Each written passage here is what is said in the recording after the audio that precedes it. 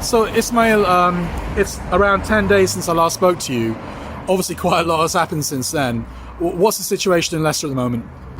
Well, today it's calm. It wasn't calm on Saturday. We had a surprise visit from our RSS friends. They came down all of a sudden, approximately 400 of them. And they were able to come down from, we were told that they came from near Loughborough Road, which is the other side of Leicester. They marched down towards Ross Walk and from there to Green Lane Road. And that's nearly a 2.5 mile walk. And the police escorted them. So they were all balaclavaed up. They were tooled up as well, which was hidden. And it was just surprising that how the police allowed that. So these are questions that which the Muslim community will be asking the police force, the main man in the police force, and our mayor, etc. So they came, they were aggressive, and our Muslim youth came out again. They said, "You're not coming to our town," antagonizing us. They assaulted one person on Green Lane Road. You can see the footage. They've done some damage to the shops as well, and the Muslims came out, and eventually we met them on Melton Road, and it was just like them on one side and the Muslims were on the other side, and it was just like a standoff because the police were in the middle. And people from out of town also came, Muslims from Birmingham, from other parts as well.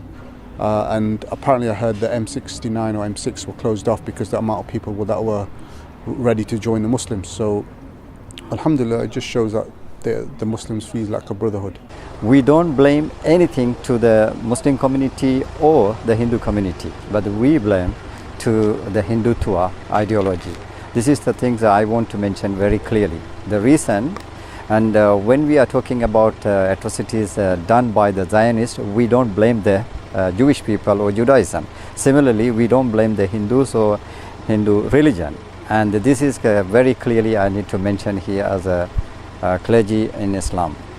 And also another very, very important point to everybody, all over the world, we need to condemn this Hindutva ideology without any discrimination. Muslim or non-Muslim, Hindus or Muslim, religious person or non-religious person, everybody should condemn this Hindutva ideology. This is fascist ideology. And unfortunately, many people, this part of the world, they come to know very recently. I am from Sri Lanka originally. I know very well what is the tension in India, in Sri Lanka. And I know this Hindutva ideology for many, many years. So this is very new to the community, but categorically I want the people to know we should stand against this Hindutva ideology wherever we are, even in the West or East.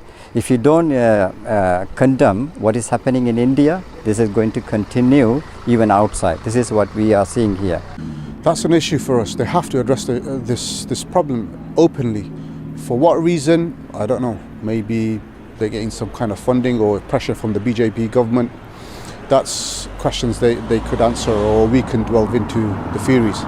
But definitely that is the root cause of all this, and they need to come out openly that there is an issue on UK soil of Hindutva / RSS.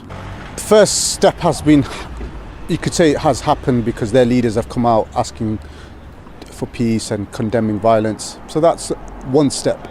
But the root cause has to be dealt with, which is in their communities, this small minority of Hindutva RSS thugs who are acted out the way they are. They need to be addressed. I don't know, is it in the community centres, in the temples? So they definitely need to be addressed and sorted out. That they need to sort it out, that there is a problem. Okay, anything else you'd like to add, Ismail? I just want to say that, like you said, Diwali's coming up, Navratri's coming up. There could be a high chance they will try to regroup and come back, but all that will create is higher tensions, and they have more to lose than to gain. And one more thing, as a Muslim, we have the religious duty. One of the first thing, we have the religious duty to stand firmly with the justice. If we see any injustice, and doesn't matter it's happened to Muslim or non-Muslim, for throughout the world, we need to stand firmly. And also I'm asking our fellow Muslim brothers and sisters, we have the duty to inform the people what is the truth. And we need to speak up, we need to tell the people truth, and also we need to abide by Islamic religious duty, because Islam always says we don't harm other people with our tongue and our hand. So it doesn't matter this is a Muslim or non-Muslim. So I am asking the youth also, and you should learn Islam and you should abide by Islam, and this is the way forward for peace and harmony, not only in Leicester but throughout UK. One thing I should have asked you is about Muslims coming from outside, because obviously Muslims from around the UK are watching what's happening in Leicester, and a lot of brothers want to help. What would you say to them? I would say to them, Alhamdulillah, the Muslims of Leicester have controlled the situation. We would say just keep to your own cities, and if we need support in our demos or what have you, we will reach out to you. But Alhamdulillah, everything's calm from our side at the moment.